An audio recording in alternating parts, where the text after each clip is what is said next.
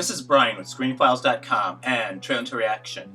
As I've said before, I'm not a fan of Disney Plus or HBO Max in the sense that they lock in content, and content is king. People should be able to see what they want to see when they want to see it. What is happening now is that everyone is dividing up into camps. It's essentially cable again, without the cable. So I don't like that. And I would have loved if Warner Brothers, Disney, had foregone building streaming networks. To be totally honest, they didn't particularly need them. And they cost billions to build as well. Instead, just sell their content to the existing networks that are out there. That way, everyone gets to, well, obviously subscribers to those networks, but you're not creating these divisions. You have to subscribe to this, subscribe to that to see whatever. It's, as I said, it's cable all over again. Disney stock recently fell due to not reaching Wall Street analysts' benchmarks for subscribers to Disney Plus. And I'm pretty glad about that, because I think everyone having a streaming network is a bad idea. And to illustrate my point even further, Sony doesn't have a dedicated streaming channel. They sell to Netflix, they sell to HBO Max, they sell to anyone who will buy their content. They're doing pretty well. MGM does not have a streaming channel, though they might, because last I heard they were trying to be purchased by Amazon. Though at the moment, they don't have a streaming channel.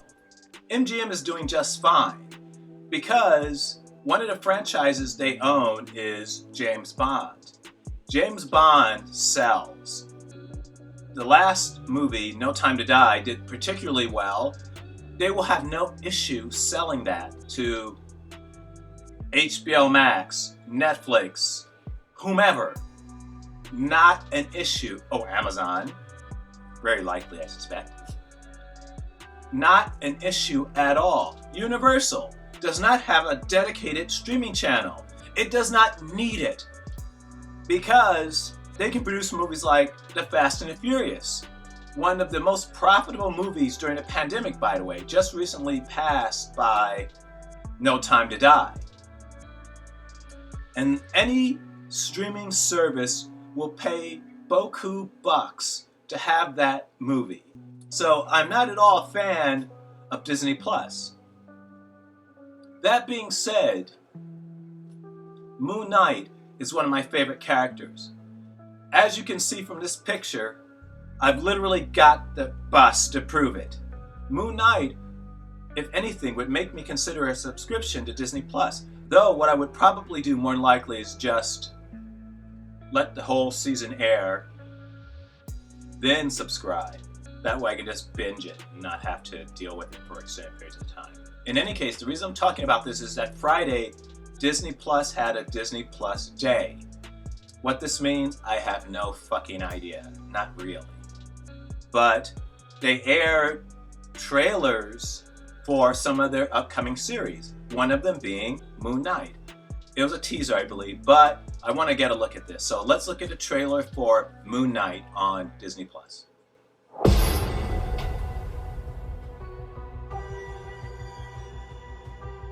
Khonshu. I can't tell the difference between my waking life and dreams. Is that Oscar Isaac's voice? In your head.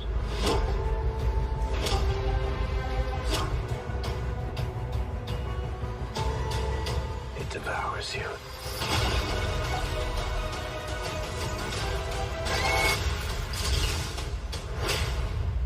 Well, that was the teaser for Disney Plus's Moon Knight, and it seems that they're taking the schizophrenic tendencies of the character and putting them forward. By which I mean, the Moon Knight as a character has evolved, has been different based upon who's writing him.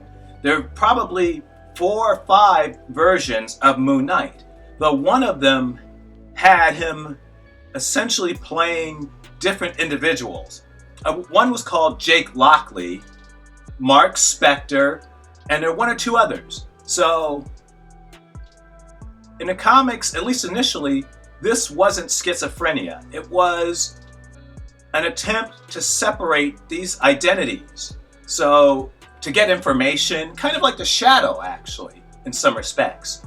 So it'd be Jake Lockley, who drove a cab, getting information that way, while he could be Mark Spector getting information that way. And I think there was even one more identity he had. Though, in later interpretations of the character, this multiple identity thing kind of morphed into a schizophrenia. I didn't dislike it, but I would have actually preferred it more to be just his choice, just different identities he chose to adapt. In any case, what do you think? This is Brian with ScreenFiles.com and Trailer to Reaction. Do you agree, disagree? Let me know down below. And as usual, consider a like or follow. And this week, look forward to a review of Michael Whatley's Wolfen.